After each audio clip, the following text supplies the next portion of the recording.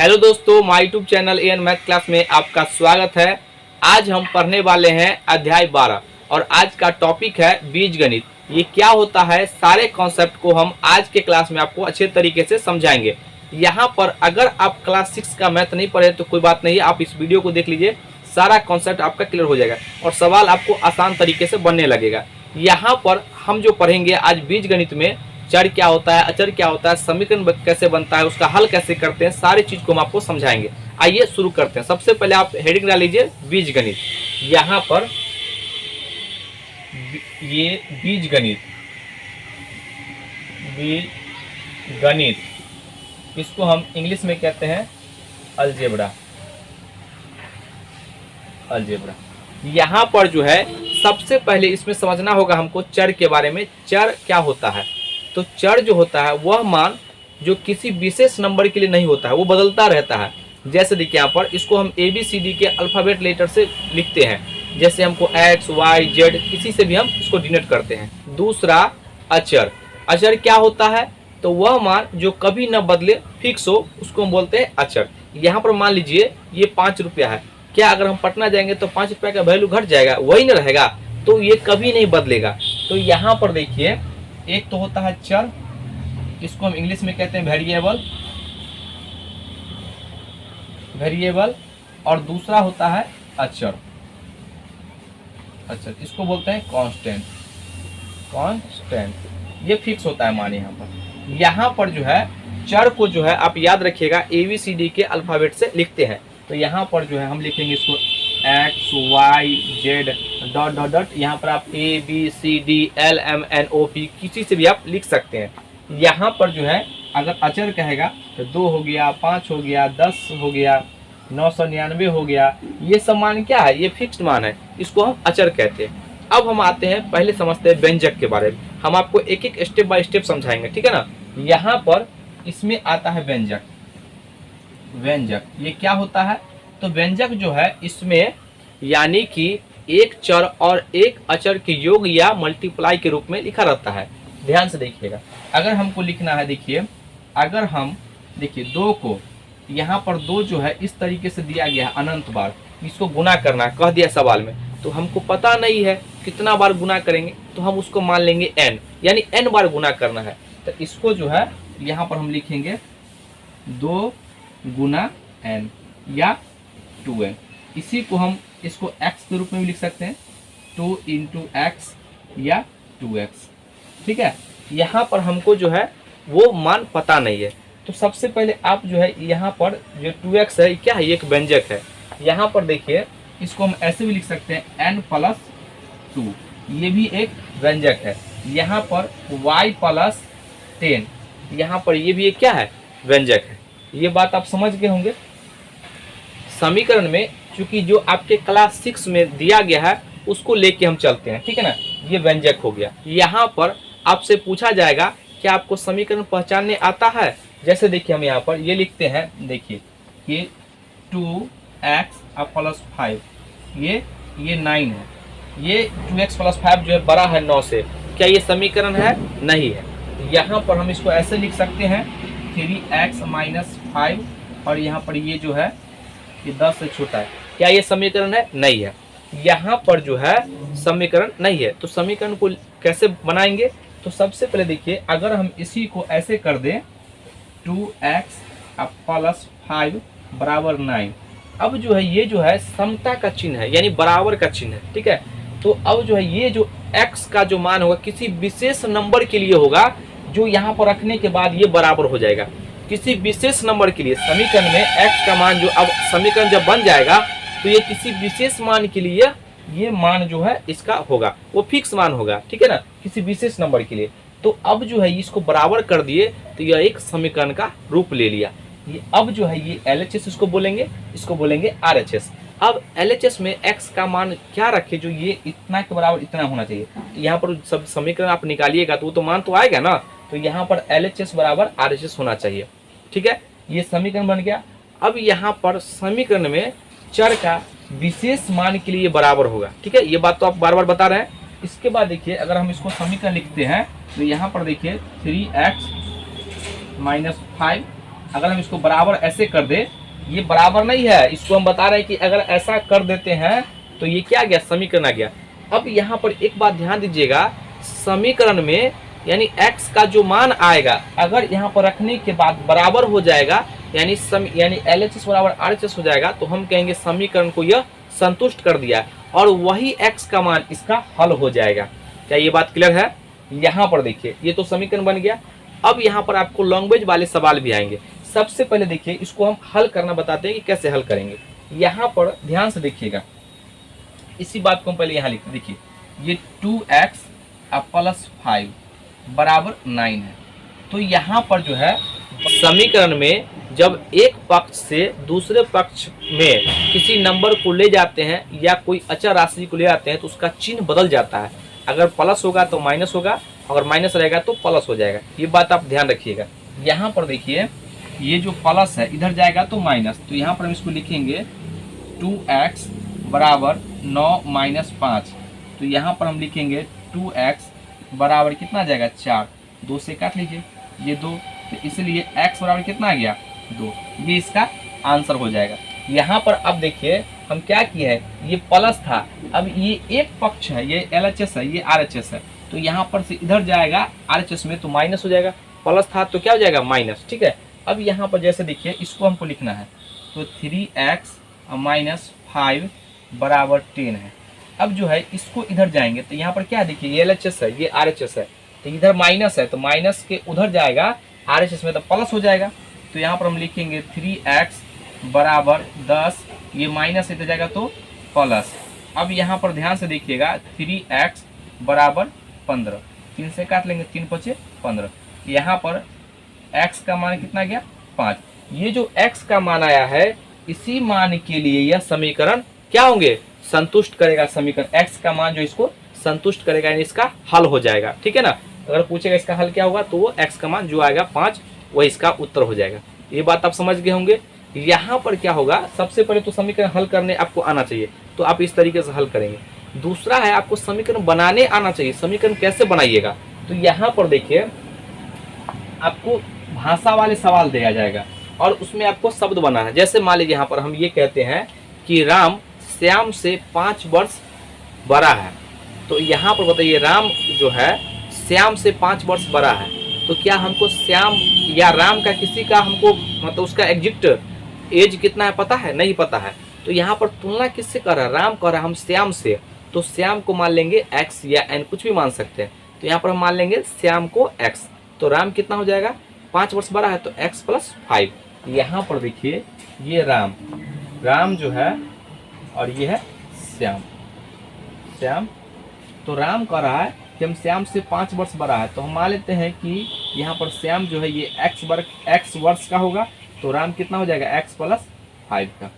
यहाँ पर सवाल ये भी कह सकता है कि राम श्याम से 3 गुना है, तो इसको कैसे लिखेंगे। ये जितना भी है सब व्यंजक है, ठीक है ना। तो यहाँ पर श्याम का हम मान लिए आयु कितना x है, तो बताइए इससे ये राम कितना हो जाएगा 3 गुना x। ये कितना आ गया, ये 3 गुना x, यह एक व्यंजक के रूप में आ गया। यहाँ पर भाषा वाले सवाल में आपसे इस प्रकार से कहा जाएगा कि राम श्याम से 2 गुने से 5 ज़्यादा है, तो यहाँ पर ध्यान से देखिएगा ये श्याम का तो आयु यहाँ तक x ही है, तो अब जो है कितना हो जाएगा, कह रहा है 2 गुने से, कंडीशन क्या कर रहा है 2 गुने से, तो 2 गुना x, 2 गुने से 5 ज़्यादा है। इसका मतलब श्याम का जो भी एज रहा होगा उसका 2 गुना करके 5 जोड़ देंगे तो किसका आ जाएगा, राम का आयु। क्या ये बात समझ गया। यहाँ पर आपसे पूछा जाएगा राम 5 वर्ष पहले कितना आयु का होगा, यहाँ पर ये भी बात आपको पता होना चाहिए। यहाँ पर देखिए अगला स्टेप, अगर मान लीजिए यहाँ पर राम, अगर व्यंजक कहेगा बनाने के लिए, अगर ये k वर्ष का है, ये k आयु का है, तो 5 वर्ष पूर्व कहेगा तो माइनस करना है और 5 वर्ष बाद कहेगा तो प्लस करना है। तो यहाँ पर ध्यान से देखिएगा, अगर आपको प्रेजेंट कहेगा यानी वर्तमान कहेगा तो इसमें जो है जोड़ना है, यानी वर्तमान में कहेगा राम का एज, तो k अगर 4 वर्ष यानी कि बड़ा का है तो k + 4। अगर यहाँ पर पास्ट में कहेगा भूतपूर्व यानी पहले, यहाँ पर सवाल आपको इस प्रकार से लिखा रहेगा पहले या पश्चात, तो यहाँ पर k - 4 कीजिएगा। क्या ये बात आप समझ पा रहे हैं? यहाँ पर जो है इसके बेस पर आपके सवाल दिए जाएंगे और इसको सिंपल सवाल है। अगर आप इस बात को समझ गए हैं, इस पर हम 2-3 क्वेश्चंस लेंगे और इसको आपको सॉल्व कराएंगे, ठीक है ना। आइए इसको हम मिटाते हैं। तो आइए अब हम जितने भी इसके बेस पर एक्सरसाइज हैं, सारे एक्सरसाइज को हम सॉल्व करते हैं। यहाँ पर देखिए सबसे पहले जो है 12.1 है। यहाँ पर जो हम कॉन्सेप्ट सीखे हैं, सारे कॉन्सेप्ट को यहाँ पर यूज करेंगे। देखिए सबसे पहला है यू का आकार इस प्रकार से बना है, तो इसमें कितनी तिल्ली है? ये तो बच्चा 4 क्लास 3 क्लास का बच्चा गिन के बता सकता है, ठीक है। यहाँ पर हम 1-2 बता करके आगे निकलते हैं, ठीक है। देखिएगा ये जो है 12.1 है। इसका पहला जो है ए नंबर सवाल, ये यू के लिए इस प्रकार का आकृति बनाया गया है। बताइए कितना तिल्ली है? ए 1 2 3, तो इसमें 3 नहीं कह दीजिएगा। अगर बी में कहेगा ये जेड के लिए ऐसा सिंबल यूज किया गया है, कितना? 1 2 3, तो 3 तिल्ली है। इसी तरीके से आपको बनाना है, जो आकृति रहेगा उसको गिन लेना है, ठीक है। अगला देखिए हम यहाँ पर आगे चलते हैं। 2 नंबर सवाल, गणतंत्र दिवस पर बच्चे सामूहिक ड्रिल का प्रदर्शन कर रहे हैं। एक पंक्ति में 10 बच्चे हैं। यदि पंक्ति की संख्या ज्ञात हो तो बच्चों की संख्या ज्ञात करने के लिए नियम, यानी पंक्ति की संख्या के लिए चर ए। यहाँ पर एक पंक्ति में 12 बच्चे हैं, तो बताइए हमको पंक्ति का है कितना? ए है। तो यहाँ पर देखिए ये 2 का, इसमें तो समीकरण बनाना है। एक पंक्ति में 10 बच्चे हैं, तो बताइए ए पंक्ति में कितना होगा? तो इससे गुना कर देंगे इधर भी, तो यानी कि बच्चों की संख्या कितना हो जाएगा? 10 ए हो जाएगा, ठीक है ना। अगर यहीं पर 5 होता था 10 50 आपको वहाँ पर नंबर दिखता, लेकिन यहाँ पर ए माने हैं तो ए से तो आप देख लीजिए यहाँ पर 10 ए होगा। ये बात आप समझ गए होंगे। आगे देखिए यहाँ पर ये 3रा नंबर सवाल कह रहा है कि एक टोकरी में 60 केले हैं। अगर आप टोकरी की संख्या में पदों के लिए कुल संख्या को किस प्रकार लिखेंगे?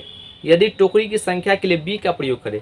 यहाँ पर देखिए उसमें कुल कितना केले हैं। 3रा नंबर सवाल देखिए, अब एक टोकरी के लिए यहाँ पर ये सिंबल जो है बी यूज किया गया है, लेकिन एक टोकरी में ये 60 केले हैं। तो बताइए इसी प्रकार से अगर बी टोकरी होगा तो इसमें 20 से गुना कर देंगे ना, तो यहाँ पर कितना जाएगा? 60 बी, ये इसका आंसर हो जाएगा।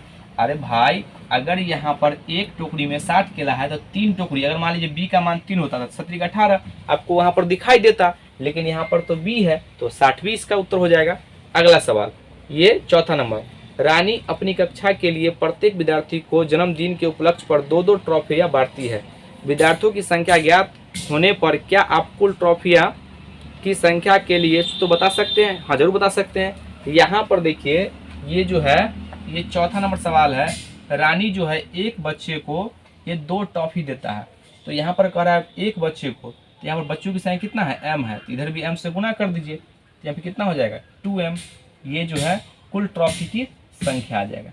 इधर बच्चा m हो गया, इधर कुल ट्रॉफी हो गया 2m हो गया, ये इसका आंसर हो जाएगा। अगला सवाल 5वां नंबर, सीमा गुड़िया की बहन है। यहाँ पर देखिए ये जो 5वां नंबर सवाल है ना, सीमा जो है हम यहाँ पर लिख देते हैं सीमा गुड़िया की बहन है, गुड़िया की बहन है, ठीक है, ये बहन है। यहाँ पर सवाल में कहा है उसका पहला सवाल, यहाँ पर कह रहा है सीमा गुड़िया की बहन है और सीमा गुड़िया से 5 वर्ष बड़ा है। सीमा गुड़िया से 5 वर्ष बड़ा है, ये सीमा जो है गुड़िया से 5 वर्ष बड़ा है, ये बात आप ध्यान रखिए। इसमें सवाल पूछा गया है सीमा की आयु गुड़िया की आयु के पदों में व्यक्त कीजिए। यहाँ पर देखिए ये तो सबसे पहले सीमा जो है गुड़िया से बड़ा है, तो सीमा का आयु, मान लीजिए गुड़िया की आयु अगर हम x मानते हैं तो सीमा कितना हो जाएगा? x + 5। यहाँ पर आप गुड़िया लिख दीजिएगा, गुड़िया + 5, ये हो जाएगा, ये इसका आंसर हो जाएगा। अगला इसमें बी देखिए, जब गुड़िया की आयु x हो तो सीमा की आयु, तो हम यहाँ पर पहले ही मान लिए x, तो इस सीमा की आयु इतना हो जाएगा। अगर गुड़िया की पदों में कहा है तो यहाँ पर पहला का उत्तर हो जाएगा, यहाँ पर गुड़िया, यहाँ पर क्या हो जाएगा? सीमा के लिए गुड़िया + 5, गुड़िया प्लस कह रहा है गुड़िया के पदों में, तो गुड़िया प्लस जितना गुड़िया का आयु होगा उससे 5 जोड़ेंगे तो सीमा का आयु मिल जाएगा। ये बात आप समझ गए होंगे। अगला सवाल 6ठा नंबर, अमरूद की बड़ी टोकरी में से छोटी टोकरियों में अमरूद को रखा जाना है। जब एक बड़ी टोकरी को खाली किया जाता है तो उसके अमरूद में से 3 छोटी टोकरी भर जाती है और फिर भी 25 अमरूद शेष रह जाते हैं। यदि एक छोटी टोकरी में अमरूद की संख्या को x लिया जाए तो बड़ी टोकरी में अमरूद की संख्या। यहाँ पर देखिए सवाल में कहा है कि एक छोटी टोकरी में अमरूद को जो है, ये 56 नंबर सवाल है, x लिया गया है। तो सबसे पहले एक छोटी टोकरी में अमरूद, एक छोटी टोकरी में x अमरूद है तो 3 गो टोकरी भर गया है तो 3 से गुना कर दीजिए और फिर भी 25 गो अमरूद शेष रह गया है तो ये इसका आंसर हो जाएगा। ठीक है, इस रूप में। अगला देखिए 7वां नंबर, तिल्लियों से बने हुए वर्ग के नीचे दिए हुए प्रतिरूप को देखिए। ये वर्ग अलग अलग नहीं है, दो संलग्न वर्गों के एक तिल्ली घनिष्ठ है। इस प्रतिरूप को देखिए और वह नियम ज्ञात कीजिए जो वर्ग की संख्या के पदों में आवश्यक तिल्लियों की संख्या देती है। यहाँ पर देखिए ये जो दिया गया है इसको कैसे बनाएंगे। ये 7वां नंबर सवाल है पहला। तो आप जो इस प्रकार से देखिएगा, यहाँ पर आपको दिखाई दे रहा होगा इस तरीके से बना हुआ है। इस तरीके से जो इसको देख करके हमको बनाना है। ठीक है, इस प्रकार से। तो इसी तरीके से और भी दिया गया यहाँ पर है, ये 3 इस प्रकार से 3 वर्ग बना गया है, 1 2 3, फिर आगे 4 बना गया है। इस प्रतिरूप को देखना है, इसमें कितना तिल्ली है ये बताना है। ठीक है, तो कैसे बताएंगे, तो यहाँ पर इसको नहीं, कॉमन है ये बीच में दोनों के लिए। ठीक है ना, सवाल में कह दिया। तो सबसे पहले यहाँ पर देखिए 1 2 3 ये कॉमन है और यहाँ पर 3 है। तो हम इसको देख करके हम ये समझ गए कि यहाँ पर हम मान लेंगे वर्ग की संख्या x। आप कहिएगा सर वर्ग की संख्या आप कैसे पता चला आपको, वर्ग की संख्या x मानिएगा। तो यहाँ पर अज्ञात है वर्ग, इसलिए हम उसको x मानेंगे और इसमें तिल्ली की संख्या पता करना है। तो बताइए एक वर्ग x है, उसमें हम कितना से गुना करेंगे। तो यहाँ पर देखिए 1 2 3 4, 1 2 3, तो एक वर्ग में 3 है, इसमें भी 3 है, तो एक कॉमन है। तो हम यहाँ से समझ गए जो एक यानी वर्ग जो है संख्या x मान ली है 3 और प्लस 1। तो ये जो टोटल आएगा ये प्रत्येक वर्ग में तिल्ली की संख्या जितना वर्ग रखेंगे। अगर एक वर्ग की बात करेंगे तो यहाँ पर x का मान 1 रखेंगे तो 3 कम 3 4 तिल्ली। अगर यहाँ पर दूसरा में जाएंगे तो 2 रखेंगे, 3 दूना 6 1 7। देखिए 1 2 3 4 5 6 7। तो इस तरीके से हम बनाते हैं। ठीक है, आगे देखिए यहाँ पर ये आपका इसी प्रकार से 7 का b है। ठीक है ना, तो आप इस तरीके से बना लीजिएगा। अब हम आते हैं अगले एक्सरसाइज पर। ये जो है आपका 12.1, या अब आ जाएगा 12.2। यहाँ पर जो है नंबर वाला हम आपको सबसे पहले अध्याय में पढ़ाए हुए हैं। अगर आप उस वीडियो को नहीं देखें तो उस वीडियो को जरूर देखिए, क्योंकि आप उसी बात को हम यहाँ पर बताएंगे और वीडियो थोड़ा लंबा हो जाएगा तो आप लोग भी नहीं देख पाते हैं, लंबा होता है, तो इसलिए आप उस वीडियो को देख के आइए पहला अध्याय। ठीक है ना, आगे हम चलते हैं। ये जो है हम आगे डायरेक्ट चलते हैं। जो अब देखिए यहाँ पर 12.3 अभी जो हम पढ़े बीज गणित में उससे रिलेटेड यहाँ पर कहा गया है। ध्यान से देखिए, सबसे पहला यहाँ पर दिया गया है निम्नलिखित में से कौन से केवल संख्याओं वाले व्यंजक है। तो यहाँ पर जो है ये देखिए ये 2 नंबर, ये आपका जो है 12.3 का ये दूसरा नंबर सवाल देखिए। यहाँ पर देखिए 10 गुना 9 माइनस 7, ये तो सिर्फ संख्या दिया गया है ना, इसमें तो कोई एक्स है ही नहीं। तो ये क्या हो गया, सिर्फ नंबर वाले हैं। ठीक है, केवल संख्या वाले व्यंजक है, इसमें कोई इसको व्यंजक, इसको बीजगणितीय व्यंजक नहीं कहेंगे। ठीक है ना, ये नहीं होगा। आगे देखिए अगला सवाल, निम्न व्यंजक को बनाने में प्रयुक्त संक्रिया योग व्याकलन गुना विभाजन को देखिए और बताइए ये व्यंजक किस प्रकार बनाए गए हैं। यहाँ पर देखिए ये दिया गया है। अब ये जो है आप खुद इसको बनाइएगा। पहला हम बता देते हैं ये x + 9 है, तो ये योग पर आधारित बना गया। ठीक है, अगर माइनस होगा तो घटाव पे, अगर गुना होगा तो हम कहेंगे गुणन पर, भाग होगा तो कहेंगे विभाजन पर। ठीक है ना, इस तरीके से। आगे देखिए ये चौथा नंबर, निम्नलिखित स्थितियों के लिए व्यंजक ज्ञात कीजिए। ए में 5 जोड़िए। अब बताइए यहाँ पर व्यंजक बनाना है तो आप जैसे जैसे कहेंगे उसको वैसे करते जाइए। ए में 5 जोड़ना है तो a + 5 कर दीजिए, ये पहला हो जाएगा। ये आपका 4 का a, दूसरा b इसका हो जाएगा। देखिए यहाँ पर कह रहा है m में 7 घटाइए, सॉरी b हो जाएगा, b में करा a में 5 घटाइए, 5 घटा दिए। इसी तरीके से कहेगा आपको c में a से भाग दीजिए तो भाग दे देंगे। तो जो भी आपको कहेगा ना उस तरीके से करते जाइएगा, आपका आंसर आते जाएगा। ठीक है ना, देखिए अब यहाँ पर ध्यान से देखिएगा 5वां नंबर, निम्नलिखित स्थितियों के लिए व्यंजक दीजिए। यहाँ पर देखिए ये 5वां नंबर सवाल है, इसको हम बताते हैं। ये ए नंबर है, तो बताइए m करा m के 7 गुने में 6 जोड़ दिया जाए। हम ये सब बताएं आपको, तो m में 7 गुना कर दीजिए फिर 6 जोड़ दीजिए, ये इसका आंसर हो जाएगा 7m + 6, ये इसका आंसर हो जाएगा। दूसरा देखिए 2a में 13 जोड़ दीजिए, तो यहाँ पर लिखिएगा बी नंबर 2a आप प्लस 13, ये इसका आंसर हो जाएगा। इसी तरीके से आपको बनाना है, ठीक है ना। तो ये सवाल आप बन जाएगा पूरा, ठीक है, इसको बना लीजिएगा आप। आगे हम चलते हैं, क्योंकि अब एक ही बात को बार बार बताना ठीक नहीं है, ठीक है। अब हम आते हैं 12.4 पर। देखिए इसका पहला, निम्नलिखित प्रश्नों के लिए उत्तर दीजिए। ए नंबर, सुशीला की वर्तमान आयु x वर्ष है, बताइए 5 वर्ष पूर्व उसकी आयु कितनी। हम क्या बताए हैं ना आपको, अगर मान लीजिए ये जो है 12.4 है, ठीक है, इसका जो है पहला ए का फर्स्ट कह रहा है कि सुशीला, ये सुशीला जो है इसका आयु जो है यहाँ पर दिया गया है, सुशीला की आयु x दिया गया है। तो 5 वर्ष पूर्व कहेगा तो माइनस कर देंगे, 5 वर्ष बाद कहेगा तो प्लस कर देंगे, बस आपको इतना ही बात ध्यान रखना है। तो 5 वर्ष पूर्व कहा तो x माइनस 5 हो जाएगा। क्या ये बात आप नहीं कर सकते हैं, ये आप बना लीजिएगा। करा 4 वर्ष बाद इस 4 वर्ष हुआ कितने वर्ष की हो जाएगी, तो x प्लस 4 हो जाएगा, ठीक है। यहाँ पर अब कह रहा है कि सुशीला के दादा की आयु, सुशीला के आयु के 7 गुनी उसके दादा के कितने होगा। भाई सुशीला का आयु x है तो इसको 7 गुना कर दीजिए, उसके दादा का आयु आ जाएगा, ठीक है। इसी प्रकार से आपको बनाना है। आगे देखिए, एक आयताकार हॉल की लंबाई उसकी चौड़ाई के 2 गुने से 5 मीटर अधिक है, यदि चौड़ाई b है। यहाँ पर देखिए आपको इसके लिए जो है यहाँ पर एक आयत बनाने आना चाहिए। ये आपका ये बी नंबर सवाल है। यहाँ पर करा आयताकार हॉल की लंबाई, ये चौड़ाई को यहाँ पर दिया गया सवाल में, लंबाई करा उसकी चौड़ाई के 2 गुने से 5 अधिक है, तो इसको दोगुना कर देंगे तो 2b आप प्लस 5, ये लंबाई आ जाएगा। अब आपको जितना शुरू में हम बताए हैं उस बात को आप अच्छे तरीके से पढ़ लिए होंगे तो इस सवाल आपको आसानी से बन जाएगा, ठीक है। तो सारा सवाल इसी पर आधारित है, इसको बना लीजिएगा, ठीक है ना। सिर्फ समीकरण बनाना है। अगला देखिए यहाँ पर कह रहा है कि हम लास्ट बनाते हैं 3 नंबर, सपना की आयु x है, बताइए x प्लस 5 और x माइनस 3 क्या दर्शाएगी। तो x प्लस 5 यानी कि जो 5 वर्ष बाद को दर्शाएगा, और x माइनस 3 यानी कि जो आयु है उसे 3 वर्ष पूर्व को दिखाएगा। बस यही तो बात बताना है, ठीक है। ये बात आप समझ गए होंगे। आइए अब हम अगले सवाल पर चलते हैं। यहाँ पर ये 12.5 है पहला सवाल। ये सवाल कह रहा है निम्नलिखित में से कौन से कथन समीकरण चर संख्याओं के हैं, सकारण उत्तर दीजिए और समीकरण में संबंध चर भी लिखिए। यहाँ पर इसके चर को भी लिखना है। देखिए यहाँ पर कह रहा है ये 12.5 है, ठीक है।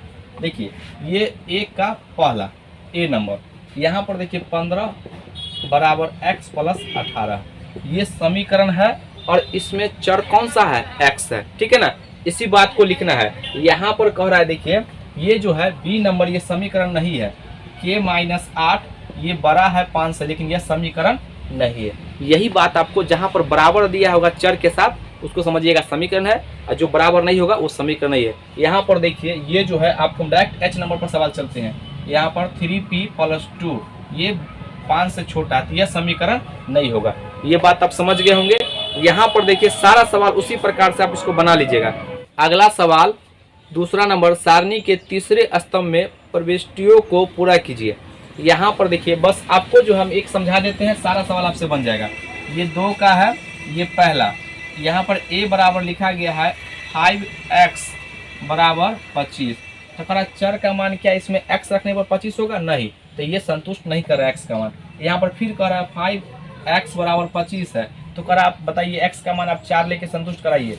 संतुष्ट का मतलब क्या, x का मान यहाँ पर रखेंगे तो जो मान आना चाहिए हल करने के बाद ये इसके बराबर आना चाहिए, LHS बराबर RHS, क्या आएगा, नहीं आएगा, तो कहेंगे ये संतुष्ट नहीं कर रहा है। अगर आ जाएगा तो हम कहेंगे संतुष्ट कर रहा है, ठीक है। तो सारा क्वेश्चन जी ये जो है आपका L तक दिया गया, तो आप इसको बना लीजिएगा। अगला देखिए 3 नंबर, यहाँ पर कह रहा प्रत्येक समीकरण के सामने कोष्ठ में दिए गए मानों में से समीकरण का हल चुनिए, दर्शाइए कि अन्य मान समीकरण को संतुष्ट नहीं करता। हम एक बताते हैं, सारा आप बनाइएगा। देखिए ये तीसरा नंबर जो है यहाँ पर 4a बराबर 24 दिया गया और ब्रैकेट में जो है ये मान दिया गया 5, 6, यहाँ पर 9, 10।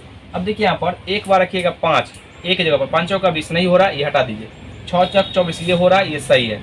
9 चौक 36 ये भी नहीं होगा और ये भी नहीं होगा, ठीक है।